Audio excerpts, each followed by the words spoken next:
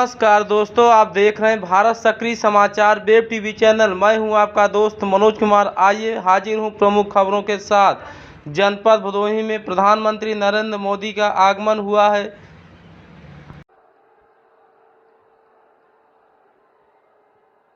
बोला विंध्यवासिनी मैया की हर हर महादेव।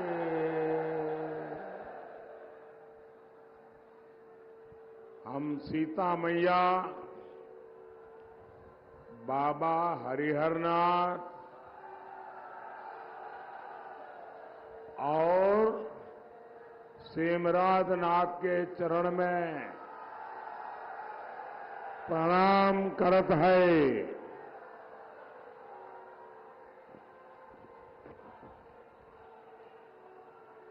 आज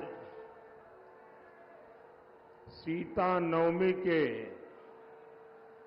पावन दिन मुझे मां सीता की तीर्थ भूमि पर आने का सौभाग्य मिला है। मैं सीता मैया,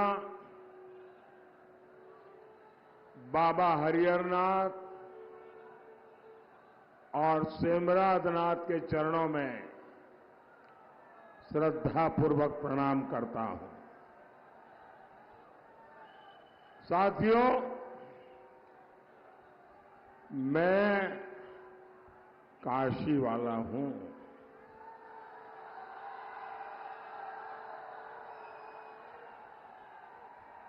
और काशी वालों के लिए तो भदोही अपना ही घर है।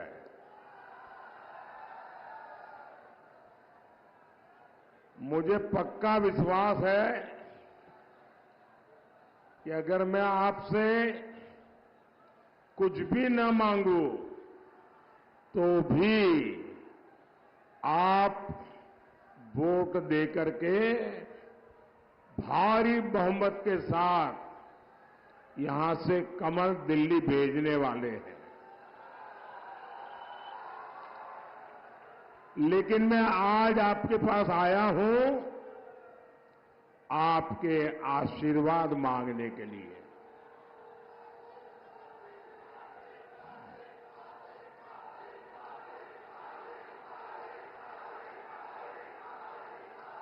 इन दिनों दुनिया भर के अखबार वाले, टीवी वाले, कैमरा वाले हिंदुस्तान में चारों तरफ इस चुनाव का जायजा ले रहे हैं।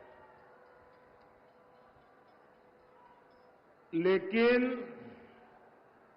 वो हैरान हो जाते हैं कि इतनी गर्मी और लोकतंत्र के प्रति इतना अद्भुत प्यार उनके दिमाग में ही नहीं बैठता है। गर्मी के मौसम में आपका ये उत्साह बता रहा है। फिर एक बार, फिर एक बार, फिर एक बार। साथियों, भदोही के चुनाव की चर्चा आज पूरे प्रदेश में हो रही है। लोग पूछ रहे हैं, भदोही में ये टीएमसी कहां से आ गई?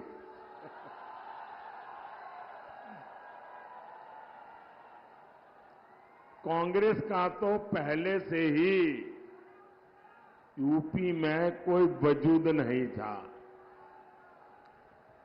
सपा भी मान चुकी है कि इस चुनाव में उसके लिए कुछ भी बचा नहीं है। सुपड़ा साफ हो गया है। इसलिए भदोही में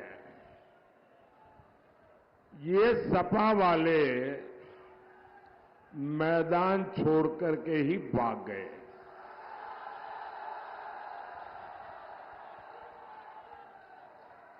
साथियों, भदोही में सपा कांग्रेस के लिए जमानत बचाना भी मुश्किल हो गया।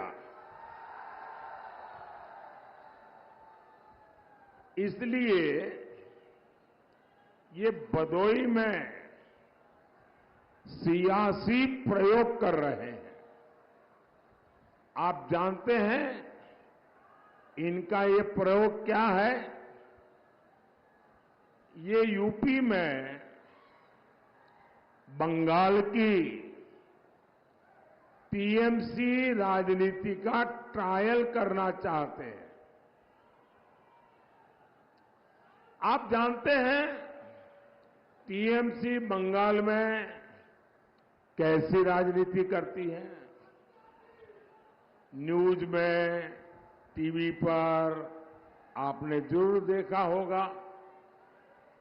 टीएमसी राजनीति यानी तुष्टीकरण का जहरीला तीर। टीएमसी राजनीति यानी राम मंदिर को अपवित्र बताना। टीएमसी राजनीति यानी राम नवमी मनाने पर प्रतिबंध लगाना। टीएमसी राजनीति यानी बांग्लादेशी घुसपैठियों को संरक्षण देना। टीएमसी राजनीति यानी राजनीति की मुख्य धारा वोट जिहाद के अलावा कुछ नहीं। टीएमसी राजनीति यानी हिंदुओं की हत्या, दलितों, आदिवासियों का उत्पीड़न। टीएमसी राजनीति यानी महिलाओं पर अत्याचार। मनीष शुक्ला जैसे कितने बीजेपी नेताओं की वहां हत्या हो गई और वहां टीएमसी के विधायक, आपको पता है क्या क्या बोलते हैं? टीएमसी के विधायक कहते हैं कि हिंदुओं को गंगा में डुबोकर मार देंगे। साथियों, समाजवादी पार्टी यूपी को इसी दिशा में लेकर जाना चाहती है। आप याद करिए, सपा सरकार में यूपी का क्या हाल था? आतंकियों को स्पेशल प्रोटोकॉल मिलता था।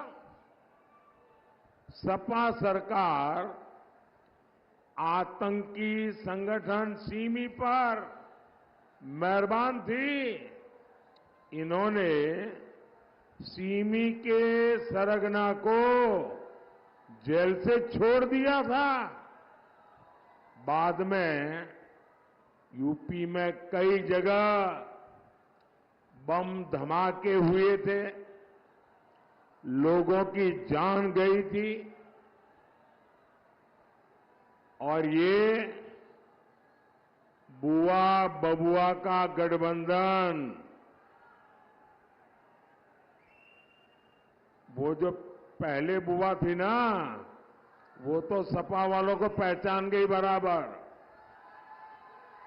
वो पहले वाली बुआ ने तो सपा वालों को छोड़ दिया। अब ये बंगाल से बुआ लाए हैं और ये बुआ बउआ का खेल। और इसलिए आपको इनसे सैकड़ों मील दूर रहना ही अच्छा है। भाइयों बहनों, मैं आज बबुआ से, समाजवादी शाहजादे से एक सवाल करना चाहता हूं। बुआ तो आपकी इतनी करीबी है, बंगाल से यहां तक आपके पास आई है। कभी आपने आपकी नई बुआ को पूछा कि वो बंगाल में यूपी बिहार वालों को बाहरी क्यों कहती है? हमारा देश एक है, हम सभी भारतीय हैं, हम भारत माता की संतान हैं। फिर बंगाल में जाने वाले यूपी के लोगों को टीएमसी गाली क्यों देती है? जरा बबुआ अपनी बुआ को जरा पूछ तो लो। और गाली देने के बाद यहां यूपी में आकर यूपी से ही वोट भी मांगती है। यूपी के लोगों को टीएमसी सपा ने क्या समझ रखा है? साथियों, टीएमसी सपा का वो कौन सी चीज है इनको जोड़ती है?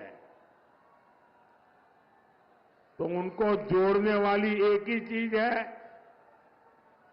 वो है तुष्टीकरण। तुष्टीकरण के ये ठेकेदार भारत की पहचान बदलना चाहते हैं। ये वही लोग हैं जो कोर्ट में भगवान राम को काल्पनिक बताते थे। इनके समय में अयोध्या की सड़कों और घाटों की क्या दशा हुआ करती थी। बनारस में घाटों और गलियों की क्या दशा होती थी। मुझे बताइए, ये दुर्दशा देख करके आपको पीड़ा होती थी कि नहीं होती थी? जरा पूरी ताकत से बताइए, आपको पीड़ा होती थी कि नहीं होती थी? क्या सपा वाले, कांग्रेस वाले, टीएमसी वाले क्या कभी भी मंदिर बनने देते क्या? मंदिर बनने देते क्या? आज भव्य राम मंदिर हमारी आंखों के सामने है।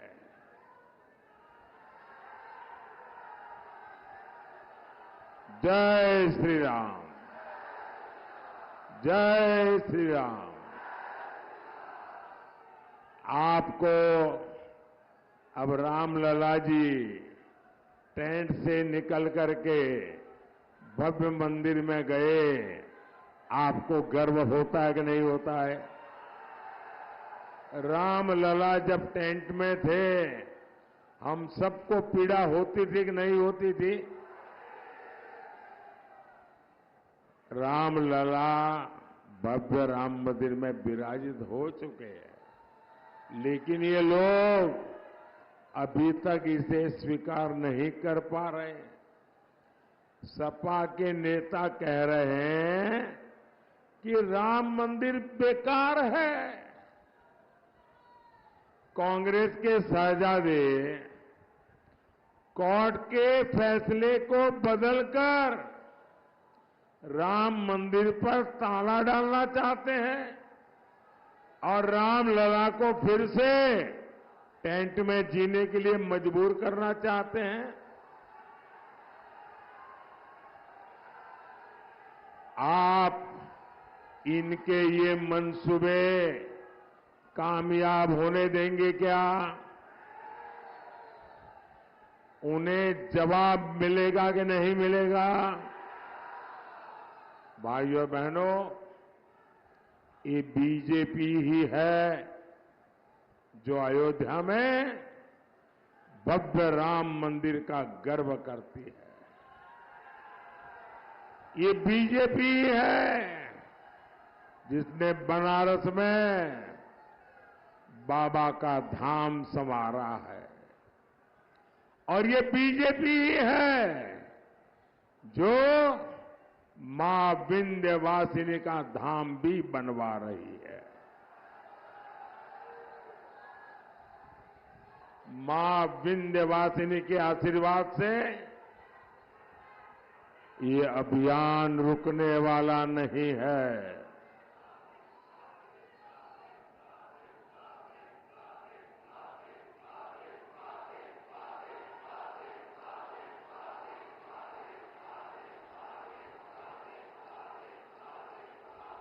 साथियों, बीजेपी ने दिन रात मेहनत करके यूपी की छवि बदली है। आज यूपी की पहचान एक्सप्रेस वे से हो रही है। यूपी में 6 एक्सप्रेस वे हैं, 5 नए और एक्सप्रेस वे बन रहे हैं। यहां भदोही में ही आप देखिए, बनारस से हंडिया तक 6 लेन बन चुका है। भदोही रिंग रोड फेज 2 का काम भी हो रहा है। मछली शहर से बनारस तक नेशनल हाईवे का काम हो रहा है। 2017 तक यूपी में केवल 7 एयरपोर्ट थे। आज यूपी में 17 एयरपोर्ट है, 17।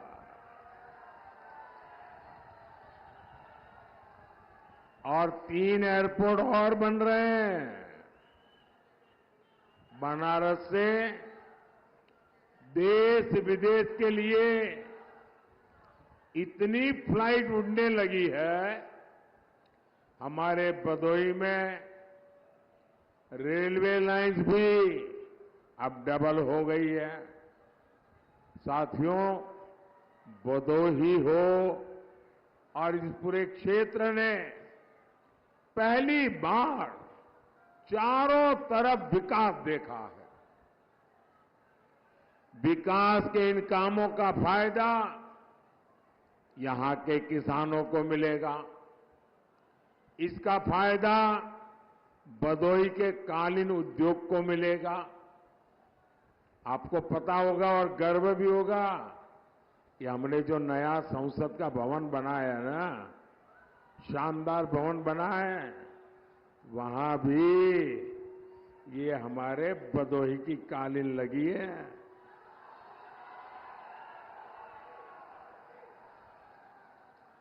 भदोही की कालीन को one district one product ODOP one वाली पुलिस में ऊपर रखा गया है। भाइयों और बहनों, बीजेपी सरकार में वन डिस्ट्रिक्ट वन प्रोडक्ट योजना बहुत तेज गति से आगे बढ़ रही है।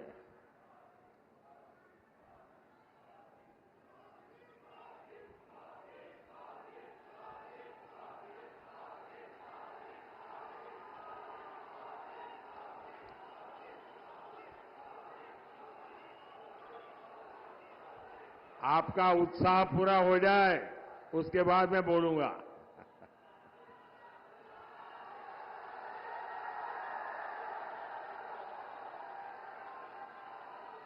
साथियों, मैं सच में कहता हूं, जब रात को बिस्तर पे जाता हूं ना, तो मुझे दिन भर आप लोगों के चेहरे याद आते हैं। जो दिन भर मैंने देखा है, और रात में एक के बाद एक घटना मेरे सामने, और मैं देखता हूं कितना प्यार, कितने आशीर्वाद, अबाल वृद्ध सभी, बच्चे, बूढ़े, माताएं, बहनें, भाइयों बहनों, ये ईश्वर कृपा के बिना संभव नहीं है। इतना प्यार, इतने आशीर्वाद मां विंध्यवासिनी की कृपा के बिना कैसे हो सकता है भाइयों। तो भाइयों, मैं कह रहा था कि हम vocal for local, one district one product, उस पर जी जान से जुटे हैं। सपा सरकार में क्या था? सपा सरकार में वन डिस्ट्रिक्ट वन माफिया,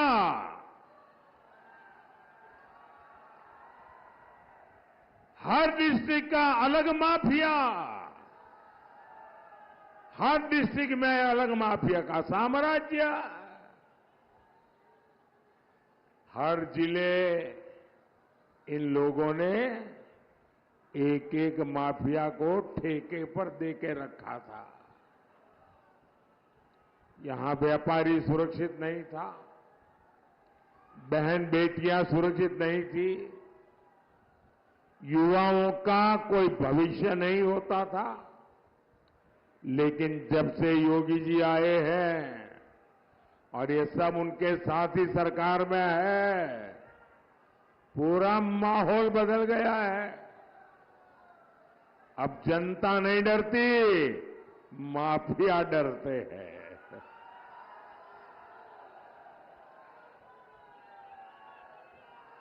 साथियों, सपा कांग्रेस जात पात के नाम पर गांव, गरीब, मजदूर, किसान का वोट लूट लेते थे। फायदा किसको होता था? ये जो वोट उठा करके ले जाते थे ना, मुट्ठी भर उन परिवारों को फायदा होता था। उनकी कोठियां बन गई, बड़े बड़े महल बन गए। उन्होंने किसी गरीब का मकान कभी नहीं बनाया, कभी किसान को कोई फायदा नहीं मिला। हमारी माताओं बहनों की चिंता पहले किसी सरकार ने की है क्या? गरीब की चिंता, गरीब का बेटा जब प्रधान सेवक बना, मेरे लिए सबसे बड़ा काम है गरीब को गरीबी से बाहर निकालना।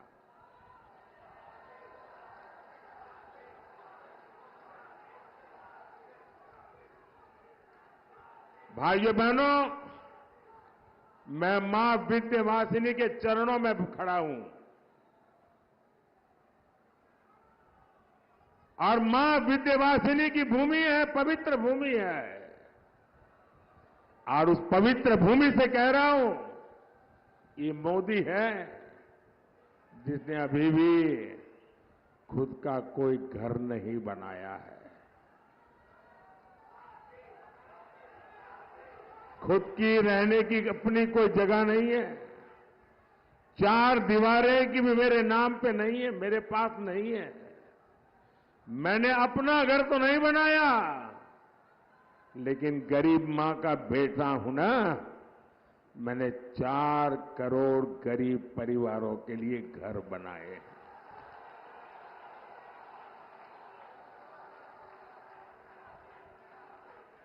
मोदी ने देश में 14 करोड़ घरों तक पाइप से पानी पहुंचाया है।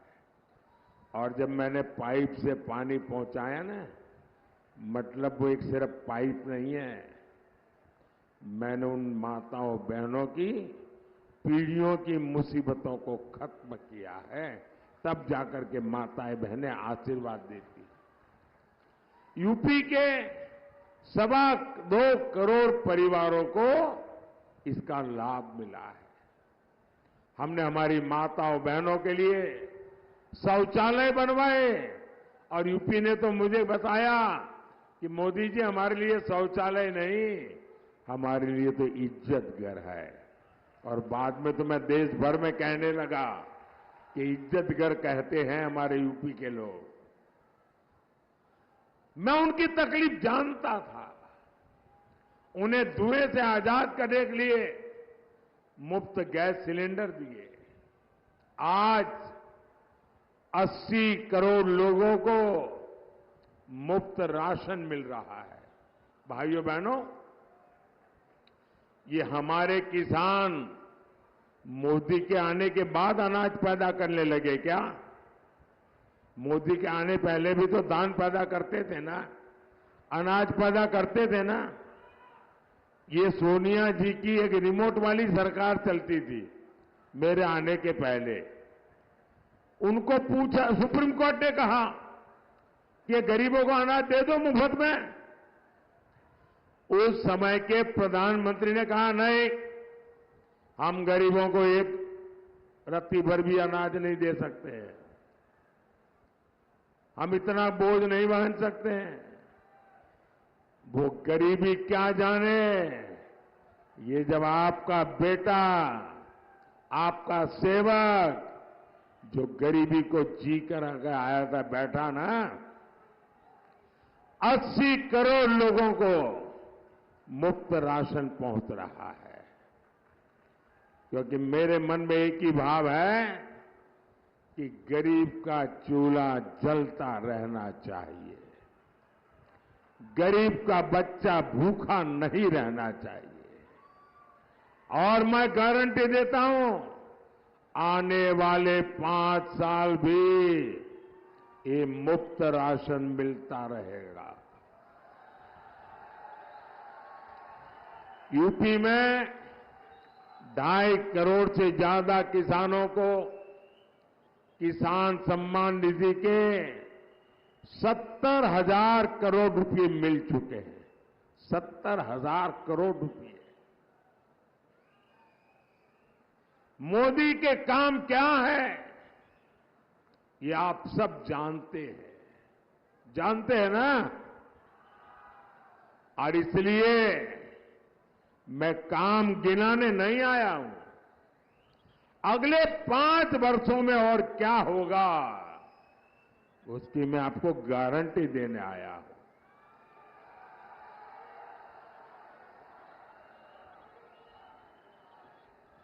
अगले 5 वर्षों में इन योजनाओं से एक भी गरीब छूटेगा नहीं। और आप मेरा एक काम करेंगे। क्यों चुप हो गए? अभी तो बहुत नारेबाजी कर रहे थे। मेरा एक काम करेंगे, जरा हाथ ऊपर करके बताइए, करेंगे? अभी आप गांव-गांव जाते होंगे, अलग अलग मोहल्ले में जाते होंगे, दूर दूर इलाकों में जाते होंगे, कहीं पर भी ऐसे परिवार आपकी नजर में आए जो अभी कच्चे घर में रहते हैं, झोपड़ी में रहते हैं, कोई परिवार ध्यान में आए जिसको नल से जल की योजना का लाभ नहीं मिला है, तो आप उनके नाम पते लिख करके मुझे भेज देना और उनको बता देना कि मोदी जी है ने हमको भेजा है। जब 4 जून के बाद मोदी जी नई सरकार बनाएंगे, उसके बाद जो घर बनेंगे, आपका घर पक्का है उसमें बता देना। ये मोदी की गारंटी है, बता देना। और मेरे लिए तो आप सब मेरे मोदी है, आप ही मोदी है। साथियों, मैं जब आपको इतना तवज्जो दे रहा हूं तो इसके पीछे मैं अपनी ताकत लगा दूंगा। 3 करोड़ नए घर बनाऊंगा, 3 करोड़, कोई रह न जाए। भाइयों बहनों, मेरी एक और बड़ी इच्छा है और मैं इसके पीछे लग गया हूं। मेरी इच्छा है जो सामान्य जीवन जीने वाली हमारी माताएं बहनें हैं, ऐसी 3 करोड़ बहनों को 3 करोड़ बहनों को मैं लखपति दीदी बनाऊंगा। भाइयों बहनों, मैं आपकी भी एक चिंता कम करना चाहता हूं। बताऊं? आपकी एक चिंता कम करना चाहता हूं, बताऊं? आपकी इच्छा हो तो करूं, नहीं तो नहीं। बताऊं? देखिए, आजकल हर परिवार में बुजुर्ग माता पिता होते हैं, या दादा दादी होते हैं, या चाचा चाची होते हैं, या नाना नानी होते हैं।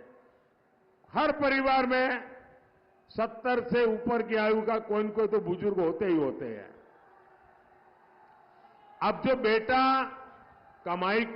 कमाता है या जो बेटी कमाती है, उसको अपने मां बाप की तो चिंता करनी होती है जो बुजुर्ग है, और अपने बच्चों की भी चिंता करनी होती है।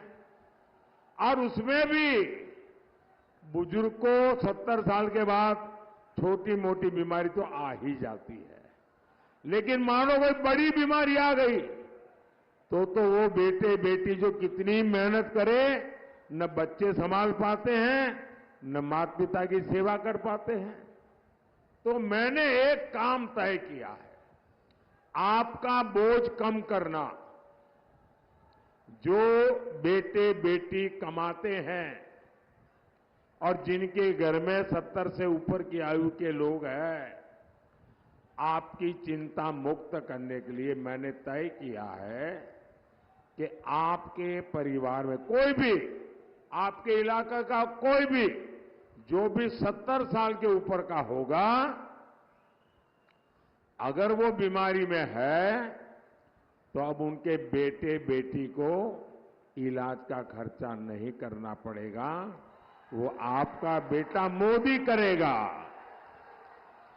आपके माता पिता की सेवा वैसे ही मैं करूंगा जैसे आप करते हैं। और ये मोदी की गारंटी है। साथियों,